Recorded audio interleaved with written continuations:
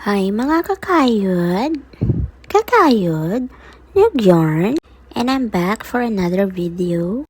So, alam na walang connect sa video ko yung topic ko. Basta manood na lang kayo please. Kung hindi pa kayo naka-follow, pa-follow na. Please lang. Charot. Okay, so ang topic natin for today, ito yung pinakamaraming tanong sa akin. Ano daw ang agency ko na pumunta dito sa Malta? Actually, kung pupuntahan mo yung YouTube channel ko, andun na yung vlog ko about. Pero since makulit kayo, charot, sasagutin ko. Again, disclaimer lang, hindi po ako agent. Hindi po ako kasama ng mga agent. Kaya please lang, wag kayong magtanong sa akin na or magsabi na please tulungan mo ko pumunta. No po. Isa lang po akong aspiring and feeling vlogger. Charos.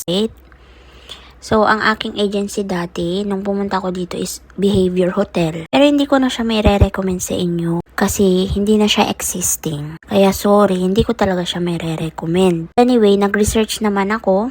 At ang may papayo ko sa inyo is, bago kayo mag-apply dito sa Malta, check nyo muna sa official DMW verification kung legit ba yung ina-applyan yung agency. Kasi alam nyo naman, ngayon talamak talaga ang mga scammers. And then check nyo rin kung approved job orders ba yung mga in-offer nila sa inyo. Pwede mo rin namang i-search by name, agency name or license number sa dmw.gov.ph. So, may na-research ako na mga agency daw na may active Malta jobs order ngayon. So, ang andito is International Skill Development Incorporated. Ang address nila is sa may Palanan, Makati. I-search nyo na lang. Tapos, Extreme Vision International Manpower Specialist Corporation. And then, Prime Opportunities Incorporated. Sila yata yung nagde-deploy ng mga online casino dealer sa Birkir, Cara at San Gilian. Oo, yun nga. Maraming mga casino dealer ngayon dito na baguhan. Nakikita ko sila nakakasabay ko sa bus. O ayan ha, i-check yung maigi. Sinabi ko na sa inyo yung website.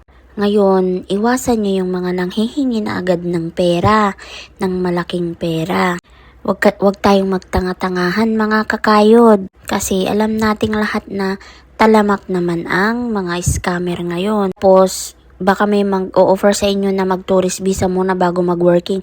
It's a no. Bawal na ang tourist visa dito na i-convert to working visa. Okay mga kakayod, bye! See you next time!